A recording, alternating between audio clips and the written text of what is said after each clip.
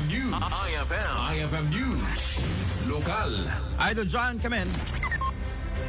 In Panakela, ti Department of Public Works and Highways, ti panakairang pasen na ti may sa kadagiti dadakila proyekto da dito Ilocos Norte, wala dito Baro Bypass Road, iti ili ti Bangi. Yung bunan naga tinaso ang ahensya ti gobyerno, nagdagop ti 313 million pesos at tinailatang pondo para iti 4-lane road nga dana ti 46.30 meter bridge, drainage, slope protection, ken dagiti street light. Agatidog ti proyekto ti 2.2 kilometers nga dana nga ad-adan maumalisto ti panagbiyahe dagiti motorista nang nangruna iti mangkonektar iti barangay Baksil ken barangay Nagbalagan.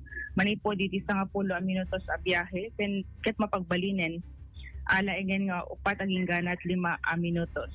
Yung pasingked pa iti DPWH ababaen ti daytoy ket ad-ada dumuras ti local trade ken na turismo iti lugar gapo iti wastayan ti kalsada.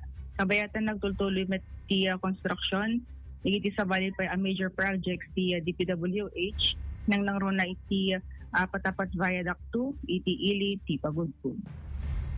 Kadwa iti 99.5 basing lawag Idol John Gising Tatak RMN. Idol John, for the last time, open na siya ngayon. Di ba dati nga, harang-harang na daytoy? Open and Idol Bernard Okay. formalin analokatan. Okay, mayaten. At adik nga di mo amuno sinot pagserkan ka na pagruwaran, di ka men? At dot harang-harang na. Alright. Thank you for that news ni Idol John Agustin Manipod Apo iti DPWH First Engineering District. IFM